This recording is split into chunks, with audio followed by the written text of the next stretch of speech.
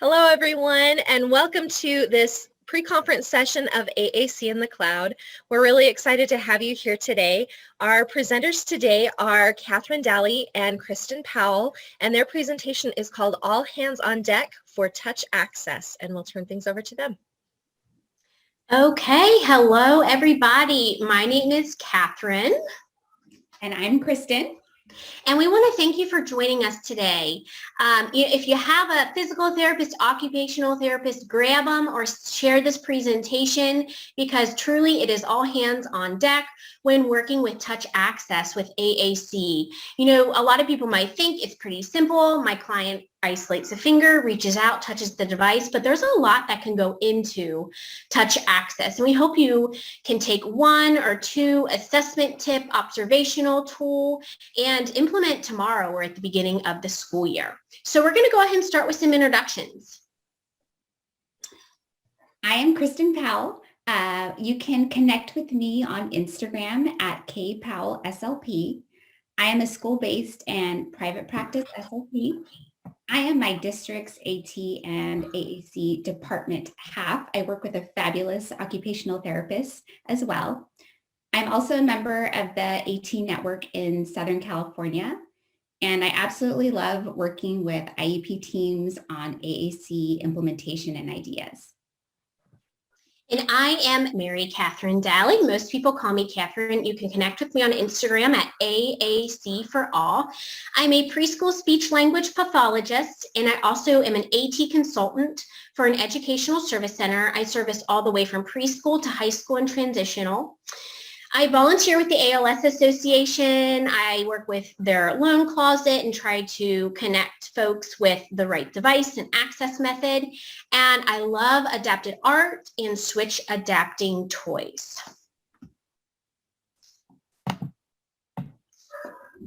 So for financial disclosures, I have nothing to financially disclose. And then for non-financial, I always let folks know that I was previously an employee of Tobii Dynavox. And for my financial disclosures, I have none to disclose for financial or non-financial. So we're going to talk about what we're going to learn today, which I'm really excited to share with you guys. So we're going to review touch access and some early ways to encourage touch access through play. We're going to learn about some modifications and changes to low-tech through high-tech AAC using touch access. And then we're going to share with you guys over 5 DIY touch access modifications, ideas to implement into your therapy and or home setting tomorrow. And just to let you guys know, we have provided a fabulous resource for you guys. Almost all, I think, the things that we discussed today are going to be available to you in this resource. So please don't feel like you have to take notes furiously. You guys will have, there's links to everything we talk about today at your fingertips.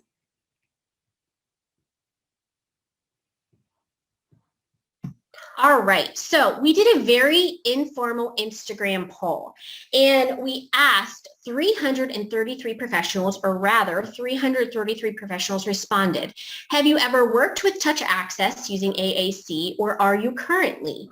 And 91% of the 333 professionals stated that they currently work or have worked with a client who uses touch access. And I think just this lends to the fact that whether we've been a speech language pathologist or OT for 10 days or 10 years, if we're working with AAC, we're going to come across somebody who is using a device via touch access. And as simple as it might seem, there's a lot of modifications out there and tools that we can use that can make a big difference in these users' touch access and experience. So we're going to give you a very brief overview of what is touch access. This is from a Tobii Dynavox handout. It's linked in the resource that we created. But touch access, a direct access method where individuals use their finger, hand, or other parts of their body or a pointing device to access their communication device. Now, when we talk about a pointing device, we're most likely talking about a stylus. And I like how this definition says other parts of the body, because when Kristen and I were creating this document, we talked about that she knows somebody who accesses their device with their toes, and that's still going to be touch access. So we're going to give you some questions to ask about touch access, whether you are working with a new client that's moved in from a different district, or they're a preschooler, or let's say that you're going to an AT consult. Here are some questions that you can kind of work through. Number one, are they right or left-handed? Now, I do have some students, if the symbol is on the right side of the device, they use their right hand. And if the symbol's on the left side of the device, they can use their left hand. But that's just a really nice general question to ask. Is there an occupational therapist or a physical therapist to help with positioning and all those other access questions? They're really an imperative member or members of the team. Can they reach out and extend their arm all the way from the right to the left and left to right? And if not, that might bring up some positioning questions. Can they isolate one finger, or do they use multiple fingers to touch and point? Can they hit really small buttons, or do larger buttons work better for them? Last one, does touch access change throughout the day? Specifically when working with kids who fatigued, or even the ALS population, they might be able to use touch access in the morning, and near lunchtime or after lunch, we might need to start to think about modifications or a different access method. So you might work with a user that is touch access in the morning, different in the afternoon, and we need to think of a combination or plan for those. And then Kristen's going to go over the last three. Yes, so other questions that you want to ask or consider are, is there a communication grid size or manual board available to the student right now? And what does that look like? How many cells are they using? What size are they? And are they able to successfully access those? You also want to see if there's any toys or anything in the classroom or other devices. Can they press hard enough to activate those buttons and or toys? So what that would be really telling us, are they able to apply pressure to those things? Or are they having difficulty, or do they need some help or assistance with that? We also want to consider timing. So are they able to hit those in a timely manner, or is it taking them a lot of effort? Are they mishitting buttons? Are they able to drag their finger across a screen to swipe, or would they need something to tap to move to a different page on their device rather than a swiping motion? And I put this quote down at the bottom. Hand function is not always functional for touch access. So if you've been trialing a touch device for 6 to 8 weeks and you're just not getting very far, it's okay to look beyond to maybe a different access method. You know, just because there's hand movement doesn't mean it's going to be the most functional access method for them. You know, at the same time, I've worked with users who we've trialed touch as well as, let's say, head mouse. Even though the head mouse might be faster and more efficient, if touch access is something they're most comfortable in and it's what they want to use, then you definitely value that AAC user's opinion and you go with touch access. So we need to be making sure that we're also involving, of course, the most important person on the multidisciplinary team, the student or the client. Okay, we're going to talk about some things you can do in the classroom, in the home setting to kind of observe touch access through play. So this little Tykes keyboard or piano is one of my favorite toys because I look to see, is my client isolating a finger to hit the keys, or are they hitting multiple keys at once? Are they just hitting the middle keys, or can they go all the way to the green and all the way to the pink? Hitting side to side. Another toy I really like to look at in the bottom right, this kind of lets you know if they can isolate a finger and isolate a finger long enough to move from left to right. So can they isolate for a second and then drop, or is it something they can sustain? Can they track up and down with their finger and even move side to side? And that'll give me some positioning information. So these are just two toys that you might see in a classroom or in a preschool that you could use just to observe what touch access might look like, or even provide some training. And then for our school age kiddos, when we go into a classroom to do an observation, some of the things that I initially look for are there any devices in the classroom that are currently being used for academic purposes? I know in my school district, oftentimes there is a dedicated iPad or device in the classroom for our students to use during free time or choice time. So if I can observe them during or using one of those devices, that's going to give me a lot of information on how they use it for touch access. Then I'm going to speak to the staff members, the classroom aides, the teacher about if there's any previous technology that has been tried with the student and what worked and what didn't work. So getting more background knowledge on and information on their history with assistive technology. And then our district has Chromebooks for our students, and we also oftentimes have those Chromebook carts in our classrooms. So if there is one of those available to you, you can pull that out. Chromebooks are touchscreen, so you can actually see or observe the student using the touchscreen on the Chromebook device to get some more information about what the abilities are for touch access. The last thing I wanted to talk about were these really they're popular fidget toys right now. On the bottom here, they're called Poppets.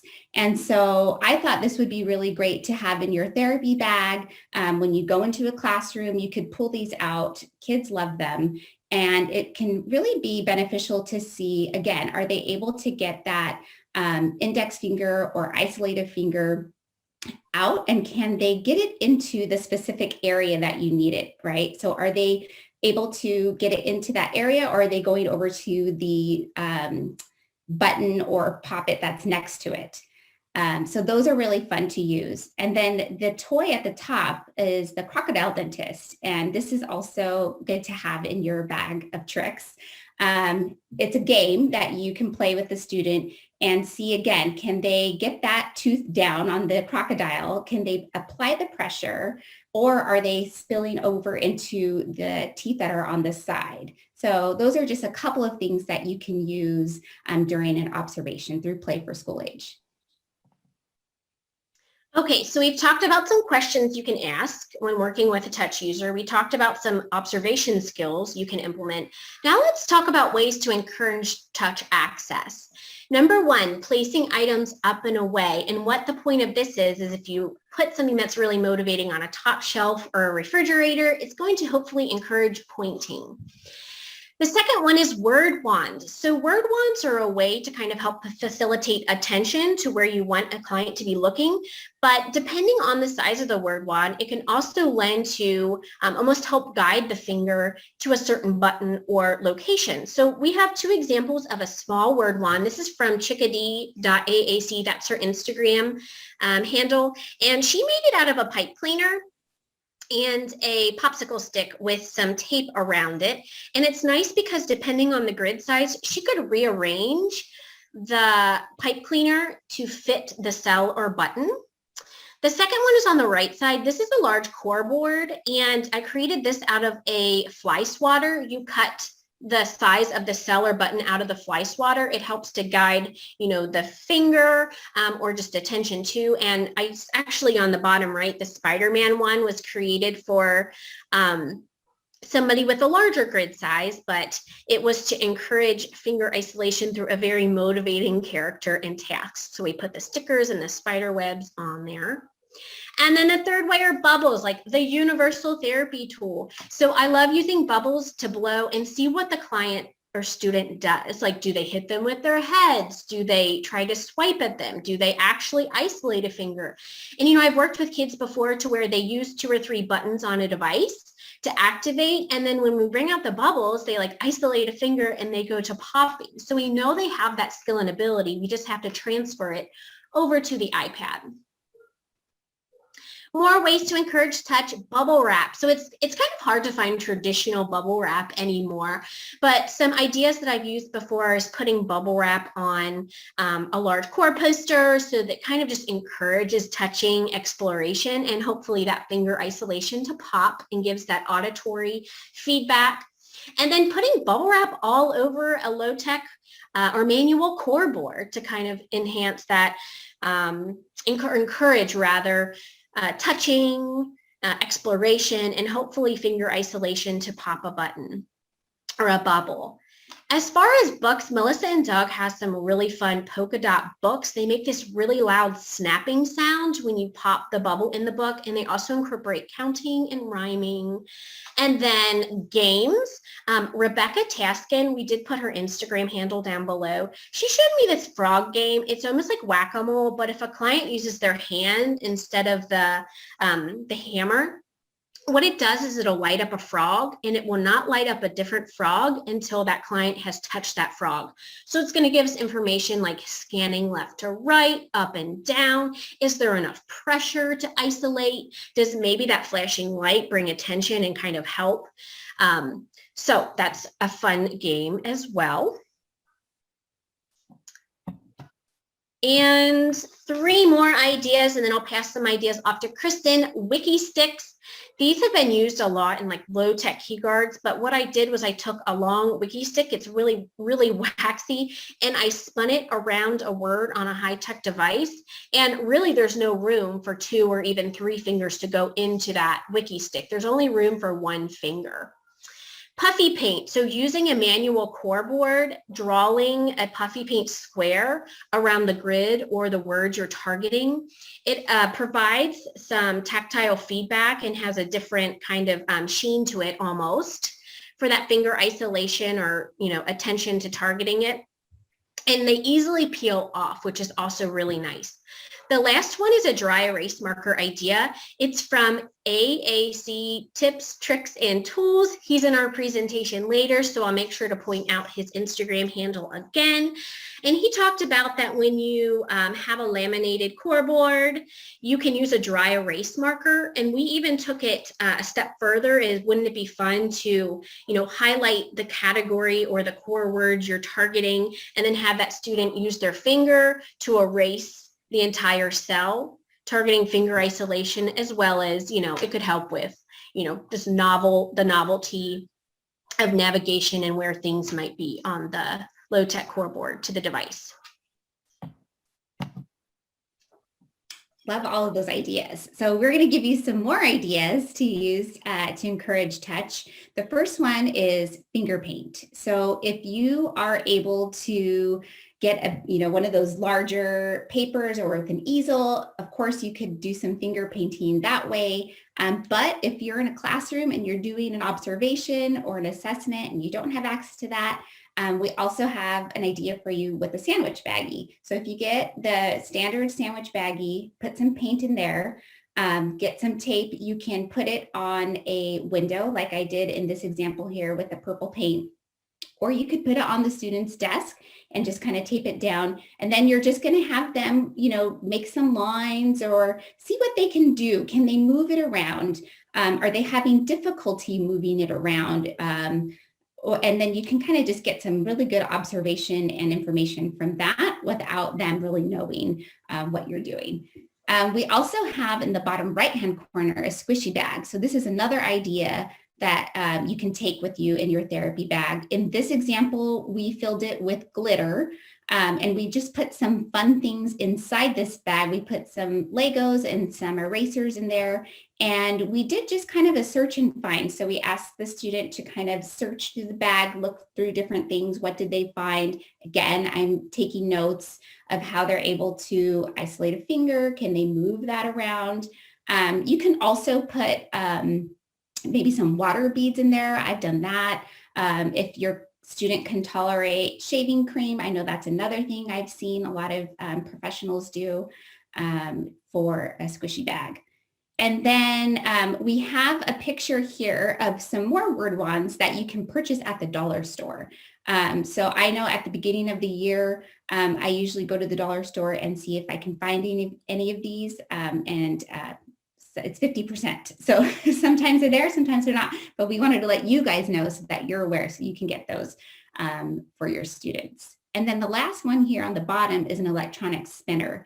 And I've used this for years with students who have some physical limitations and are unable to access like a regular die when we're playing a game. So for this electronic spinner, right there in the middle, you'll see it says push. When they push that button, it kind of lights up and spins around, and then it will land on one of the numbers. So I like to use this too to see, are they able to push the button? Do they have difficulty? Do I need to assist them with that? And then it gives them also, a chance to play the game. Everyone uses this electronic spinner, not just somebody who has physical limitations. We all use it. Okay, so now what we're going to do is kind of go high tech with things. We're going to first talk about games that are really designed and geared towards access. And the two we wanted to highlight today are Boardmaker Student Center, and I have a nice demo and video of this.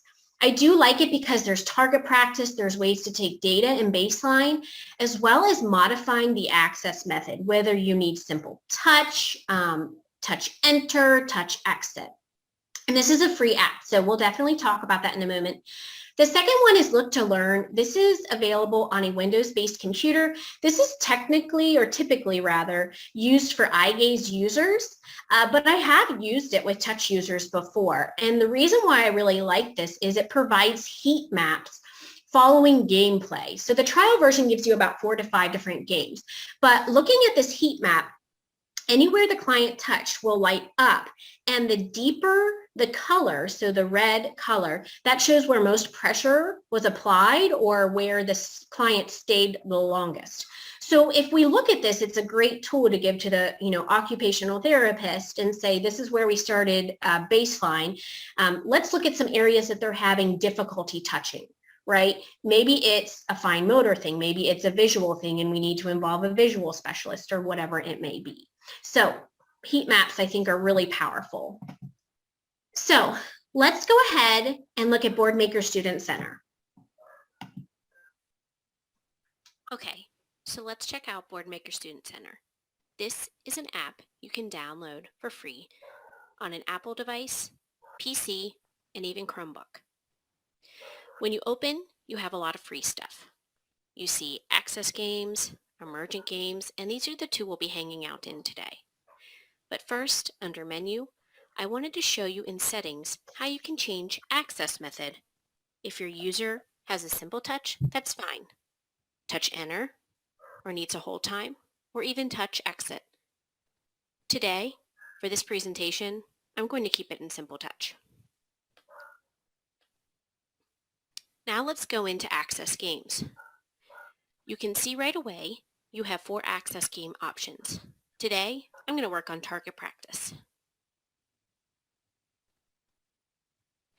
In target practice, if you go into settings, there's lots of different things you can change, like grid size, the number of targets at once if you're working on scanning, button size, and even changing the icon.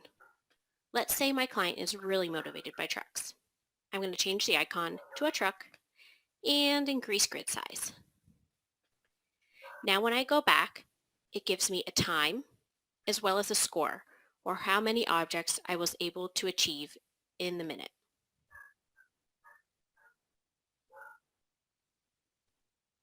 This is a really great game to see if left side gives your client trouble, right side, up, or down. It's also a great way to practice that modified access method. All right, let's get out of here. Let's go into emergent games. There's plenty of emergent games you can play when you're just starting out with touch access. Colors and Shapes is one of my favorites. It's errorless. All you have to do is touch the screen,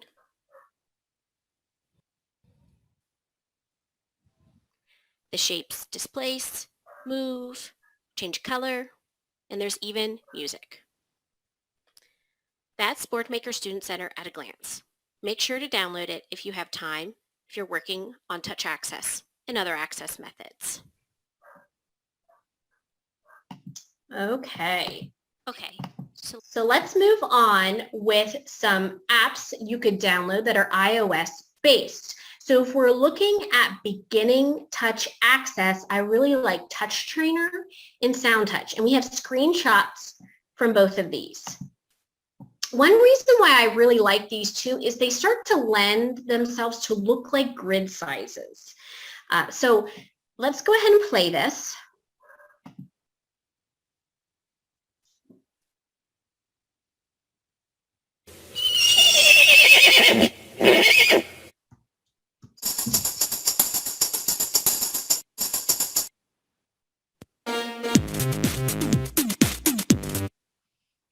So this app really reminds me of a location-based growth where I'm only showing one button and I can eventually build buttons out. There's plenty of settings too that you can work with in Touch Trainer. This is $4.99. Another one that I really like is going to be Sound Touch. This one's a little bit more complex and it starts to look more like a communication grid. So I'm going to show you all of the different categories at the bottom. And I'm going to stick to music.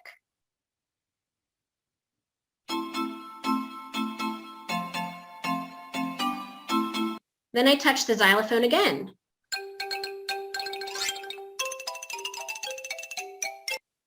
Now let's go to household sounds.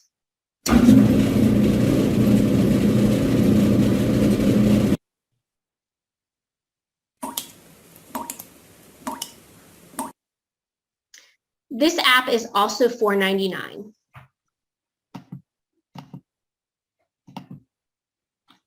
Okay, now we're going to talk about some more games for access and a little bit more advanced. So the first one here on the right, the first one on the left is called Do Not Touch. And this is an augmented reality app. And we actually have a video of this that we're going to show you. So I'm going to jump to the heat pad right in the middle. And the heat pad, much like Look to Learn that Katherine had discussed earlier, is going to simulate some heat sensitive surface areas that the hand, palm, or fingers when they touch the device.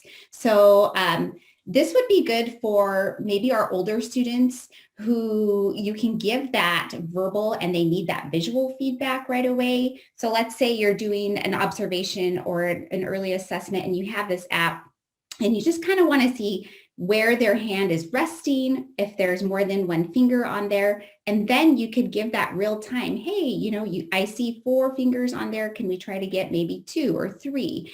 And see if they can adjust it when you're there working with them. And then the last one is the Pan Pan Pop. This is more for our early intervention learners. And this one is really cool. We have a nice demo too of it. So why don't we show the videos and then I could talk about each one after.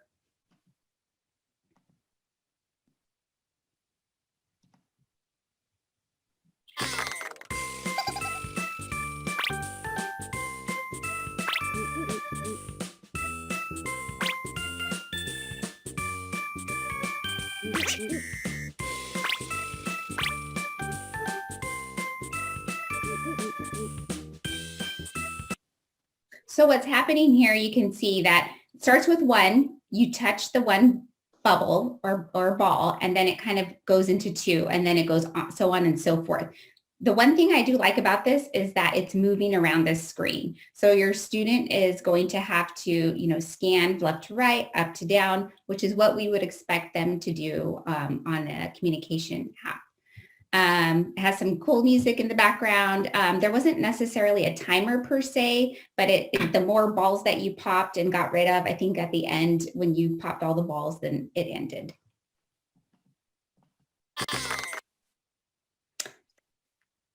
Watch this one next.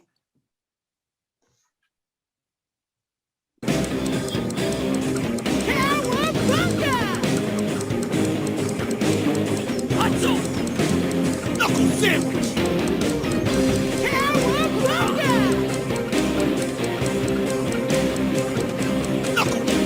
Knuckle sandwich!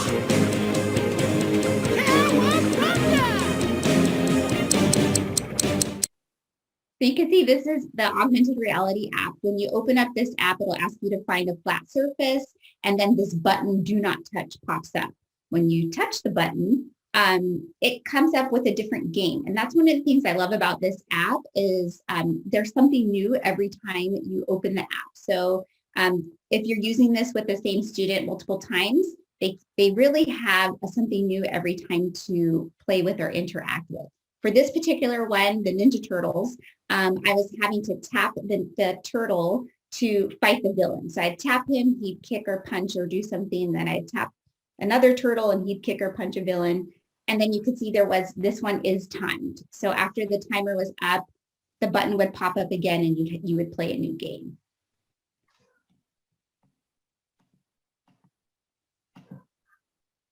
Okay, so let's just this is the last portion that we're going to talk about before we kind of give you an access checklist for maybe a high-tech device. But let's talk about warming up the hands. And Flo Longhorn does a lot of work with talking about like how our hands are so important. They tell us temperature, they tell us texture, vibration. And, I went to my OT and I said, okay, like I totally see the importance of warming up the hands, but why? And she said, Katherine, when you sit down before you start typing or writing, what's the first thing you do? And I kind of thought about it and I usually like press up on my chair, crack my fingers, and then I get to typing. And she said, we probably all warm up our hands before we start to use them. And sometimes that deep pressure can be organizing and calming for kids. And so this is where grabbing your OT is really important, especially if the student would allow for some warm up or hand exercises. So some questions to ask your OT or even physical therapist are, do they need interaction with their hands before we do a task with the communication device? Do they need vibration? Do they need friction?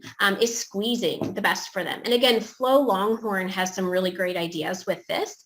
This is a super simple song that I have used in the preschool before for just finger isolation. So I'm going to play just a little bit of it so you can see.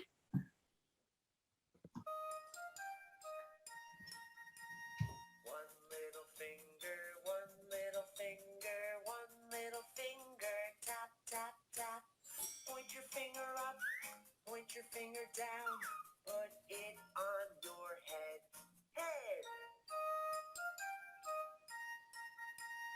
One little finger. Okay, and again, grab that occupational therapist if you can, as long as, the client can tolerate some of the movement. All right, let's move on. All right. So now we're going to walk through this touch access checklist, and it's really going to start from this external to internal. So we're going to go over the importance of device positioning. Then we're going to discuss working with hands. What types of modifications can you do on the fly when you're working with a student? We're going to discuss key guards, and then we're going to go into specific device settings on some of the more common, robust communication apps. So we're going to discuss dwell time, what it is, why you would use it for a particular student. We're going to go over grid size and margins. We're going to cover swipe versus arrow to the next page on a student's device. And then what does it mean when your student is exploring their device versus repeated button presses? What does that look like, and what can we do to help our students with that? Okay, so positioning the device, right? If our students don't have access to the device, how do we expect them to communicate and use their language? So 2 ideas here. I'm going to talk about the idea on the left. This is a pool noodle, and I see a lot of these cases in school districts, and they're great for a lot of reasons, but then, you have to think about there's only 3 positions they can really be used in. Flat, 90 degree, and I'd say maybe a 20 degree angle. And you can see there's some substantial glare there on the device. So what I do is I always carry a pool noodle in the back of my car, and I'll chop a pool noodle in half. And if you put it on the device handle, it gives you about another inch to raise it up a little bit. And then this other one was team collaboration, where we put the pool noodle on the top, and that way the student could rest her wrist and activate the buttons that way if there was some fatigue setting in. So of course, not permanent fixes, but a nice do-it-yourself, use what you have to trial to see if it's something that may have potential. Yeah. And I'm going to talk about the picture on the right. Again, this is walking into a room of a student you're going to do an observation for. Maybe we're going to try some things. So this is a 3-ring binder. I usually keep this with me. And then the blue material that you see is called Dicem. And this is a nice grippy material that you can find on Amazon. And it's a non-slip surface. So I put that on top of my 3-ring binder. And then I put my iPad on top of that. Again, just like Katherine mentioned, not something for long term, but when you are in the moment and you need something quick to try, this is something that you could set up during an assessment or informal observation. This is something that Kristen and I have actually both used before. It's using a 3-ring binder with Velcro in between the binder so it doesn't slip. You could probably also use that Dicem. And we slipped an iPad into a clear plastic file folder or protective case, I guess, is what we created. And the point of this was that the device wasn't going anywhere, and it could also be used at like a sensory table or during bubble play if you're worried about the device getting wet. Again, kind of using what you have if you're waiting for a case or if the case needs to be replaced. Do you have anything to add to that, Kristen? No, I don't think so. Okay. Okay. Next, we're going to talk about, this is Lydia Dolly from @click.speak.connect is her Instagram handle. Lydia is an AAC user, and I reached out to her on Instagram and I asked about her positioning of her device. And she was kind enough to share this video of her kind of mounting her device and what the positioning looks like in her wheelchair. So we're just going to play this video so you can see.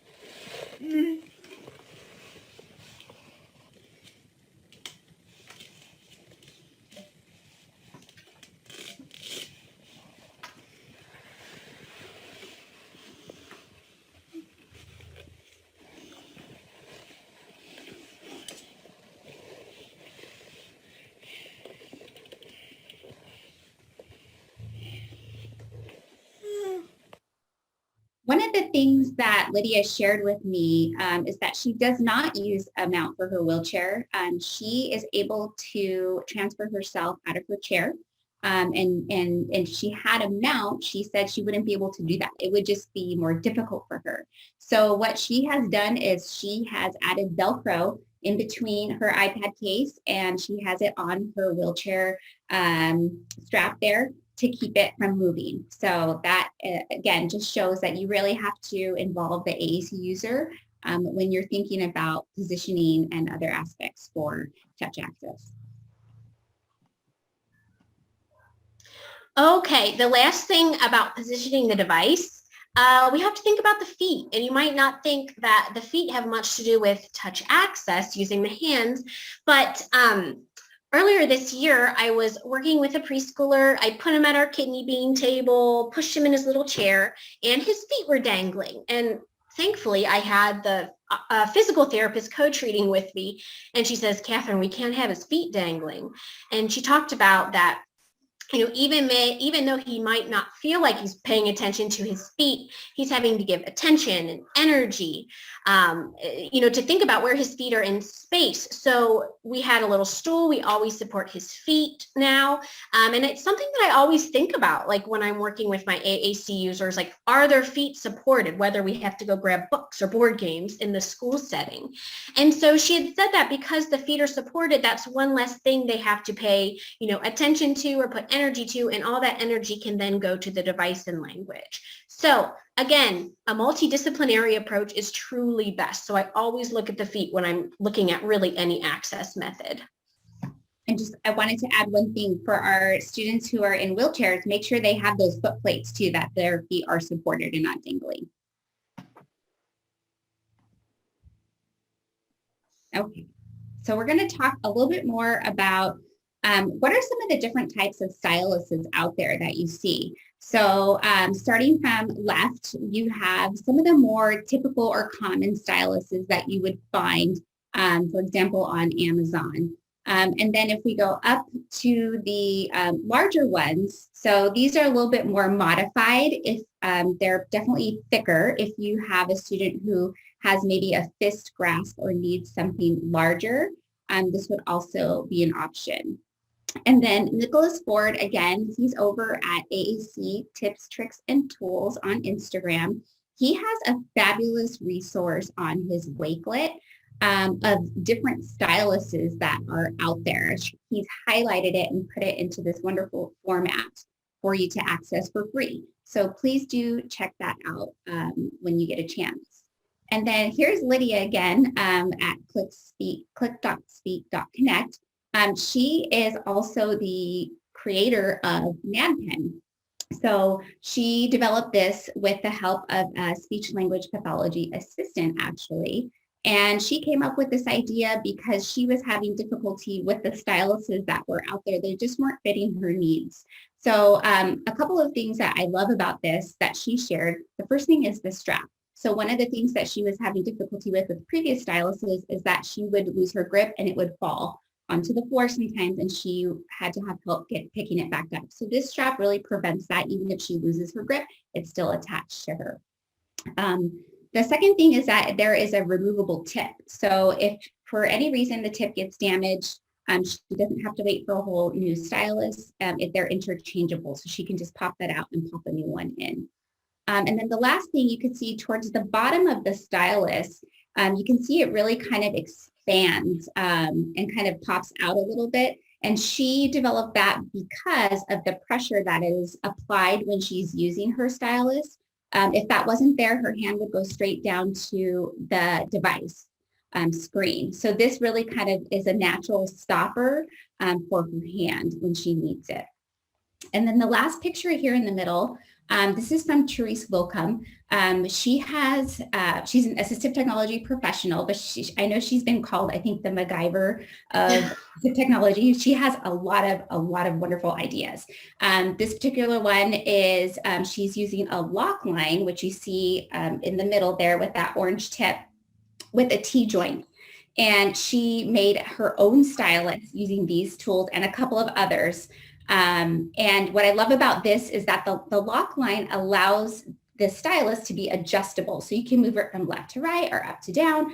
And it's really, it's just really customizable for your student if you need it. So definitely check out Therese Wilcom. I believe we have her also linked in our resources. Mm-hmm. Yeah. And, one other thing I will say is, having a history of working with adults, sometimes their fingernails are a little bit longer. So, instead of trying to cut their fingernails, definitely listen to your device user. But sometimes a stylus is a great kind of quick fix for that. All right. Okay, moving on with some more hands-on ideas. Again, referring to Therese Wilcom, this is ideas from her. I'm going to talk about the picture on the left. This is a DIY glove. So you would use this for a student who maybe has more spasticity in their hand or contracture and really has trouble isolating that finger. So you can use any envelope. This is a small Prime, Amazon Prime envelope that I had at my house. I put my hand in, got that index finger out, and you just cut a very tiny, tiny hole in the corner. And then I was able to access the device. Nothing else was activated. The glove didn't activate or the envelope didn't activate anything except for my finger that was exposed. So this is, again, something you can try with your students.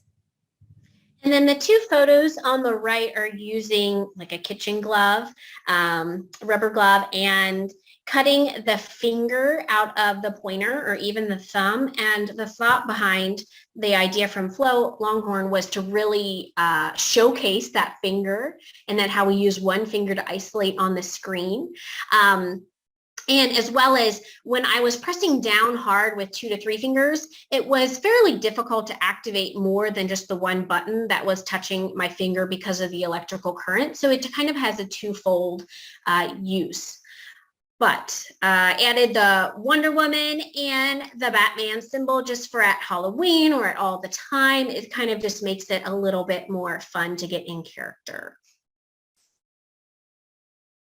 All right, let's say that you decide or your team decides that a keyguard might be a great route or thing to trial. We wanted to give you some ideas to start in the process right away while you're waiting for a keyguard. Number one is wiki sticks. This idea has been around for a while. You can see what the wiki sticks look like with the device off and on. Taking it a step further, something that I've been doing this year is taking the wiki sticks, and if you see on the right-hand picture on the button done, wrapping it around. Again, I shared this idea earlier because only one finger then will fit in that button.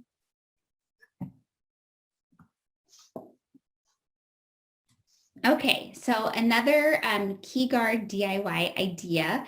This is from the Uncommon Sense blog, a Dana Meter.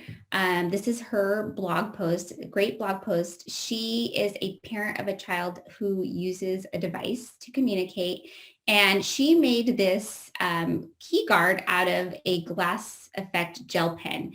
And if you read her post, she talks through step by step how she created this and some kind of do's and don'ts, things that she learned from this.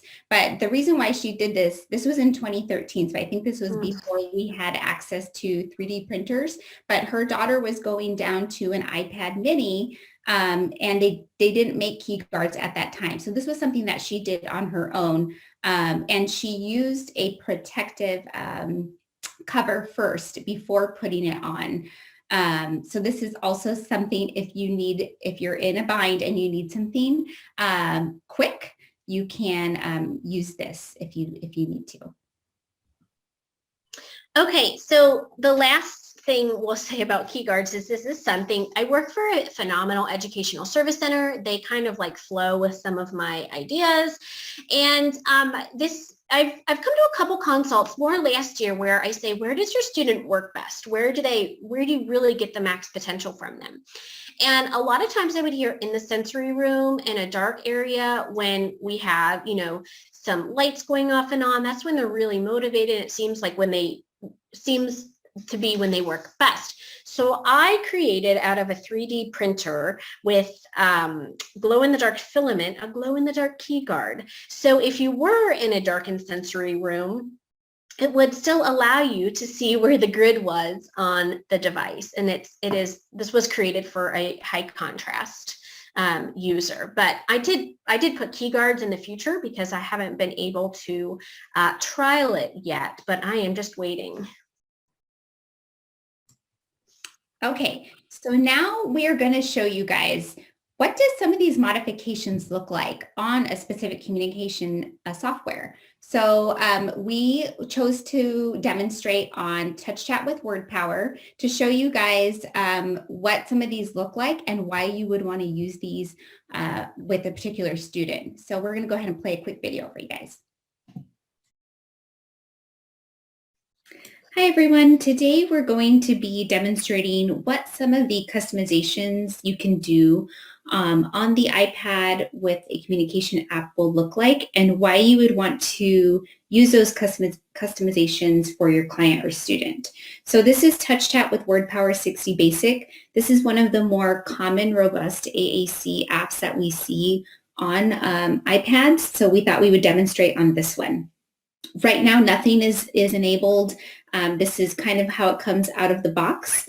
If you don't already know, you will have to make a copy of a vocabulary before you can make any customizations. So we're going to go into our menu, which is in the upper right-hand corner, and then I'm going to go into settings. We're going to scroll down for, today we're going to be looking at the buttons section. So we're going to scroll all the way down here. And the first one in the button section is activate on release. This means that the icon that is touch activates on release rather than when you touch the icon. So you would want to enable this setting for a student who maybe rests their hand on the device so that not all the buttons are activating when they're using it. So it would only activate upon release of the hand or palm or whatever they're using. So right now it is grayed out. That means it is not enabled. If I wanted to enable it, I need to hit that and now it becomes green. I know that is enabled. The next section is dwell time. So here in this section, dwell time controls the delay before a button press is recognized. And we would want to enable this setting or function for a client to prevent mishits. So if you have a student or client who has a lot of movement in their hand, maybe a tremor, this would be a good setting to try and adjust to see if it helps with accuracy. So right now, I have it on 0.9 seconds. I'm going to put it to 0.8 and then hit done. And I'm going to go ahead and try the word go. So let's see, 0.8 seconds, how long is that? Go. Okay, so that's how long the dwell time is for 0.8 seconds. And of course, you would put the dwell time that works best for your student or client, and that's going to be individualized for everybody. The next section that I want to talk about, let me take this off, is release time. So release time is when all buttons are disabled for a specified period after each button press event to prevent accidental double button press. So right now, it is not enabled. You can see it says none. If I wanted to enable this, I can pick a certain time that works best for my student. I'm just going to be consistent and hit 0.8 seconds and done. And let's just go with stop. The word stop, I'm going to hit stop over and over again. So let's see. Stop.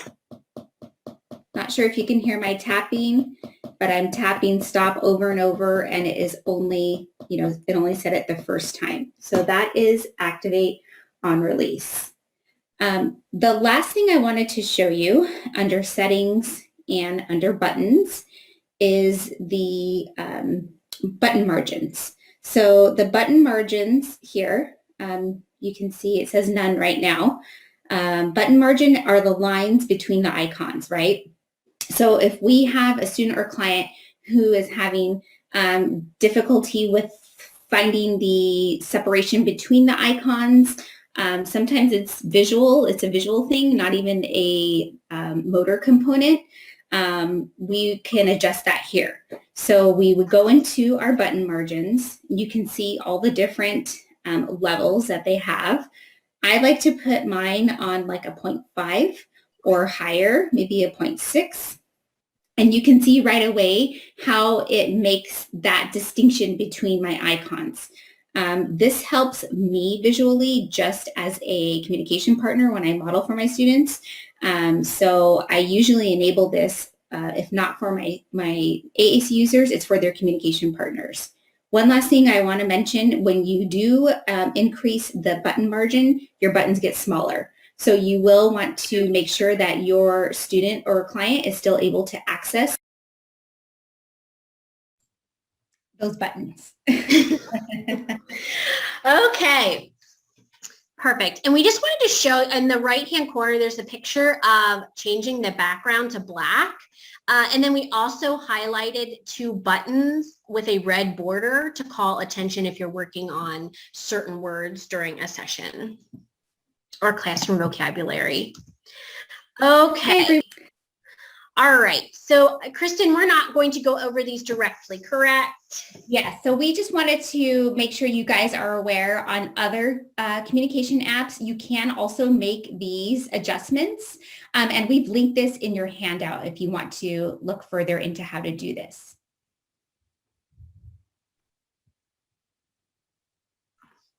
Okay. So next we're going to talk about babbling or exploring. So we know for any kind of learner that repetition is a part of the learning process, right? And we often see this happening with our beginning AAC users. And the reason is, what do you do when you get, something new?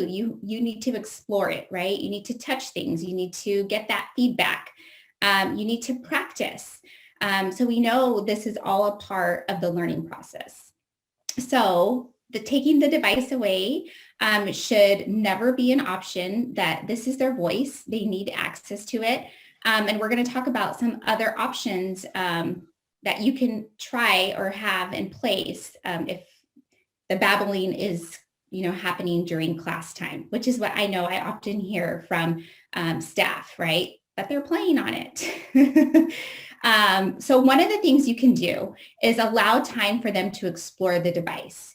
And this has been very successful. Most students have some sort of break time built into their schedule. And so we simply build in this chat time, or you can call it whatever you want, that they have access to their device and they can babble, do whatever they want on it, to get that exploration time. Again, you want to try and figure out why it is. If they're having this repeated button where they like to hear this sound, is it because they like to hear the sound? Is it because their body is not ready to be in this, learning mode yet? Maybe they need to get some movement in. Maybe they need to get some jumping in.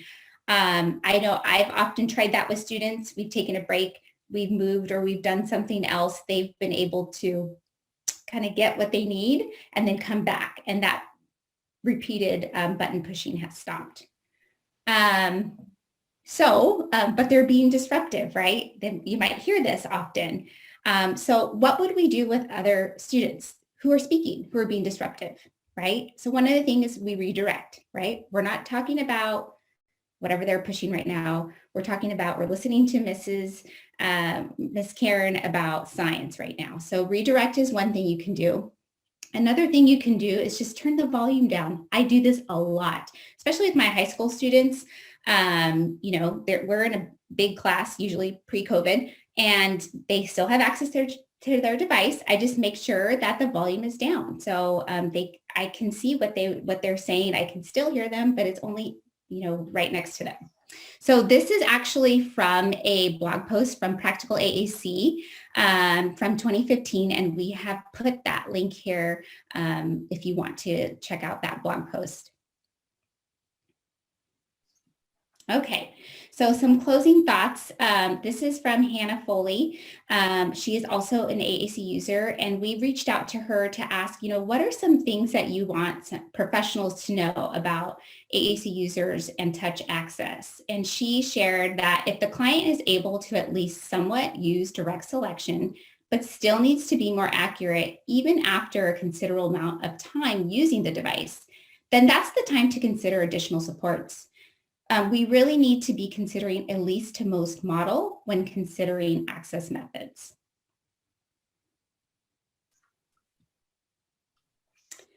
Again, this is your handout that has links to all the resources that we discussed today and some extra ones.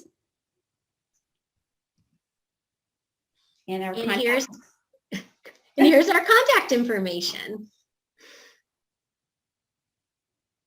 So thank you guys so much for joining us today. We hope you can take one or two ideas and implement them tomorrow, or share with your occupational therapist or physical therapist. And please let us know if you have any questions by contacting us. Thank you, guys. Thank you so much, Katherine and Kristen. We really appreciate your insights and your ideas. There's some really great things that I think could easily apply to a lot of different classroom or home situations. So thank you very much for your thoughtful presentation. And thank you for attending, those that are here. Feel free to catch another pre-conference session or be ready to join us for the live sessions of AAC in the Cloud on June 23rd and 24th. Kristen and Katherine, fabulous. Thank you so much and have a great day, everyone. Bye.